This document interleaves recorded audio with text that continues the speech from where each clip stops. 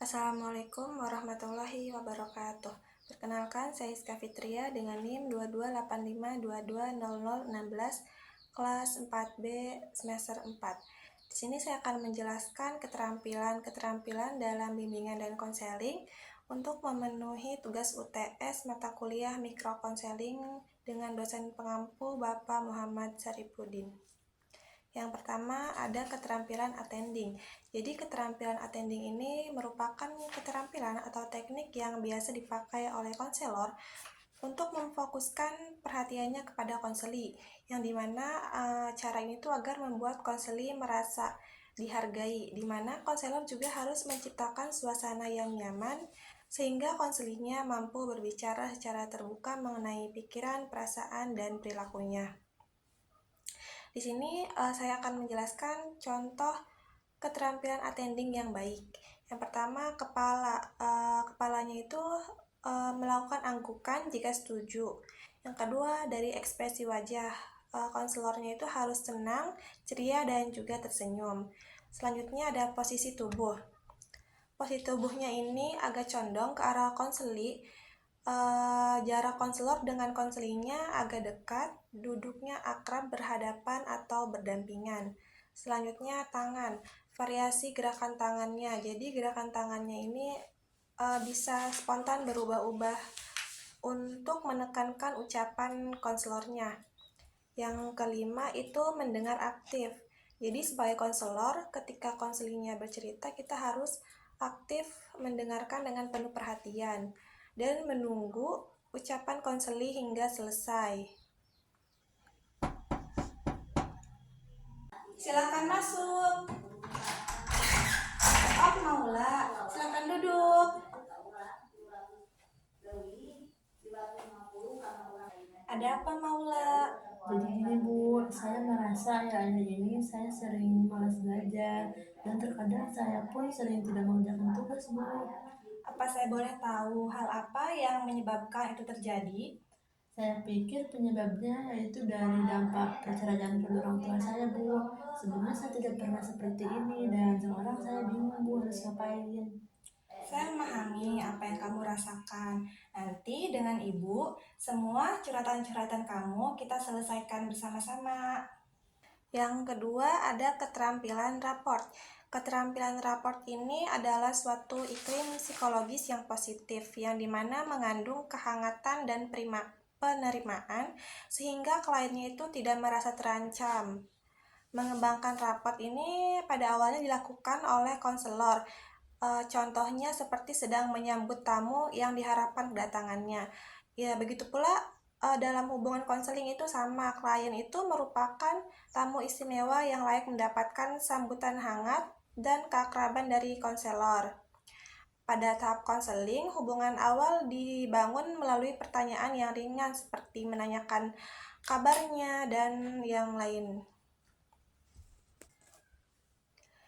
Yang dimana pokok pembicaraannya itu konselornya itu tidak langsung menanyakan masalah intinya, jadi hanya pertanyaan-pertanyaan ringan saja.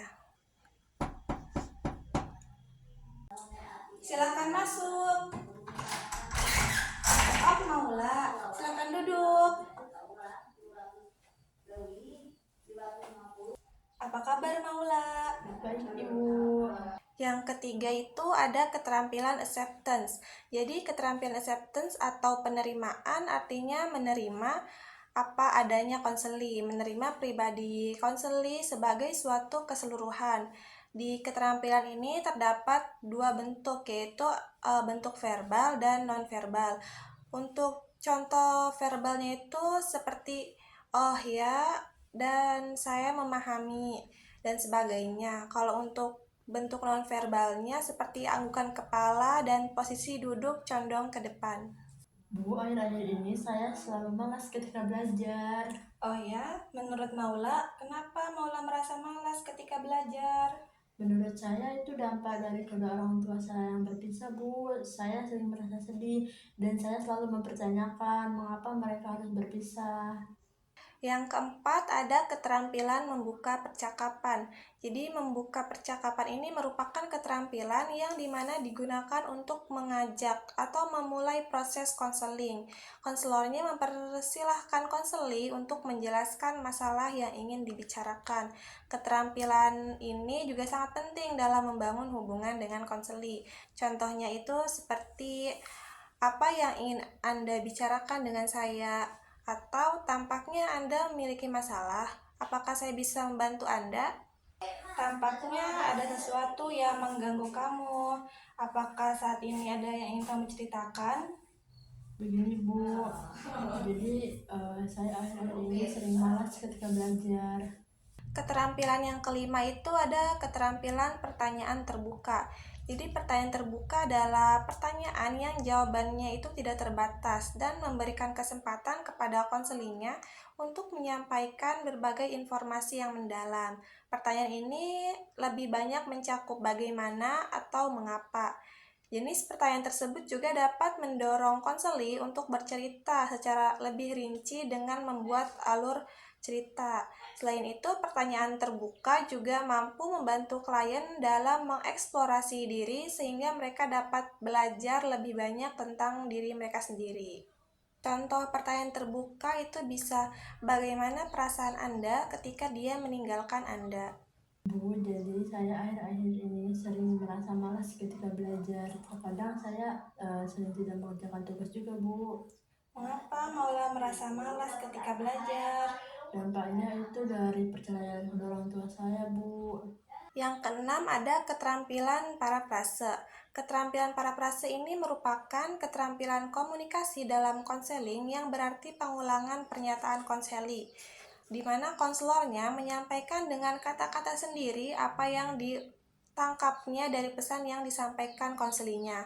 Contohnya itu, nampaknya yang Anda katakan adalah, atau jadi Anda berpikiran bahwa. Jadi gini Bu, saya akhir-akhir ini malas ketika belajar dan saya juga terkadang tidak mengerjakan tugas dari guru. Apa saya boleh tahu apa yang menyebabkan kamu malas dalam belajar? Sepertinya dampak dari kedua orang tua saya yang bercerai, Bu. Saya selalu menanyakan mengapa mereka harus berpisah, dan di situ saya merasa sedih. Akhirnya saya malas, Bu, akan melakukan sesuatu. Jadi kamu berpikir bahwa penyebab kamu malas belajar itu karena orang tua berpisah? Iya, Bu. Yang ketujuh ada keterampilan konfrontasi. Jadi teknik konfrontasi ini merupakan keterampilan konselor dalam membantu konselingnya untuk menyadarkan bahwa adanya ketidaksesuaian pada penggunaan kata-kata dan tindakan konseli atau bahasa tubuh, pikiran, tindakan, dan perasaan konseli sehingga konseli dapat mengubah perilakunya menjadi lebih terarah dan menjalani gaya hidup yang sehat. Tujuan dari teknik ini adalah untuk membantu konseli mengevaluasi diri secara jujur, mengembangkan potensinya, dan membantu konseli menyadari bahwa adanya ketidaksesuaian, konflik, dan kontradiksi yang terjadi dalam diri konseli tersebut. Apa ada yang ingin kamu ceritakan terhadap Ibu Maula? Tidak ada, Bu. Apa kamu sedang dalam masalah? Tidak ada, Bu. Semuanya baik-baik saja. Kamu bilang bahwa semuanya baik-baik saja, tapi kenapa wajah kamu terlihat murung? Dan yang terakhir atau yang kedelapan adalah keterampilan dorongan minimal. Keterampilan dorongan minimal adalah suatu metode yang digunakan oleh seorang konselor untuk memberikan dorongan langsung dan singkat terhadap apa yang telah diungkapkan oleh konselingnya. Misalkan dengan menggunakan ungkapan, oh, ya, terus, lalu, dan, atau wah. Teknik ini bertujuan agar klien terus menceritakan permasalahan yang sedang dihadapinya, membantu arah pembicaraan menuju tujuan yang diinginkan. Bu, akhir-akhir ini saya merasa malas ketika belajar. Ya, terus? Cukup sekian dari saya, kurang lebihnya mohon maaf. Wassalamualaikum warahmatullahi wabarakatuh.